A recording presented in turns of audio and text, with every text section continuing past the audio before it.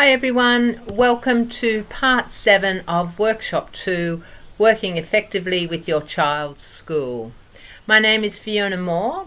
I am part of CREW and working on the Families for Inclusive Education project. Part 7 is looking at resources and contacts for overcoming challenges. So where do we go when we do have a problem? It is one part of the overall workshop. So as you can see, there's a bit of a roadmap here. So we've got a problem. The very first thing you need to do is actually go and talk with your teacher. See if between the two of you you can solve and work out that problem. Another person of support there would be your special ed program teacher or the head of special ed. These people, if your child has a verified disability, then they will have a case manager. So you need to find out who that case manager is, and they too will support and advocate for your child. If for some reason that talking to the classroom teacher and talking to the SEP teacher or the case manager, you still feel like the problem is unresolved, you then may go and talk to the principal. Having a chat to them and that's not working out, where do you go next? And then that's a journey and a conversation with regional office, which we'll talk about a little bit further. The main thing to realise though is when you do have a concern, there will be roadblocks, but there will be ways to get around those. So there is formal advocacy available. So how do you learn a little bit about how to access that? If you do have a complaint, there's a complaint process involved for the Education Queensland in the state schooling system. There are various legal options available, and I would recommend that you engage with the Q&A of the Department of Education and see what they say in regards to making a complaint. There are resources available to all of the state schools to support them in educating your child and any other child with a disability. So within the school-wide situation, you've got, as I said before, the SEP teacher or the specialist teacher and the hoses. You'll also have guidance officer. Every school has access to a guidance officer. Some of them have them full-time at the school, so you can ring and make an appointment to see the guidance officer and see if they can help you. There's also people within the school that will help those parents who are culturally or linguistically different. So if you're having trouble with English or your student is a CALD student, then there'll be support there for those students, as well as our ATSI students. So if your child's Aboriginal and Torres Strait Islander, each school will have a person who works either full-time or part-time within the school to help and support you as well. And in the high schools, often you will find the youth support worker.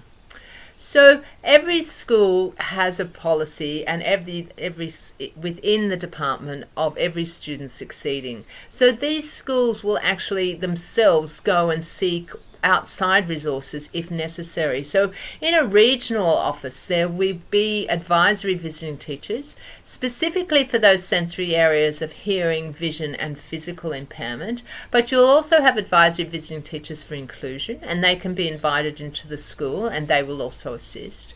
You have a senior GO who will help the GO at the school, or you can access that senior GO if you are at that stage with your complaint.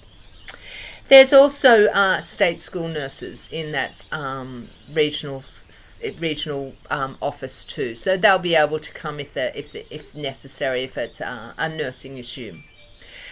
Within the statewide system, we've got the Autism and Reading Hub, which opened about 3 or 4 years ago.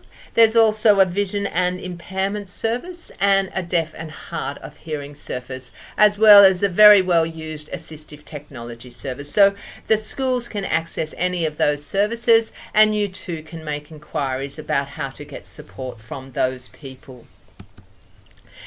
There's a roadmap as we talked about before, but what happens if we are making a complaint? Which way do we go? So there is formal processes and a complaint policy. Once again, I can only emphasize it's best not to raise the issue too much straight to regional office.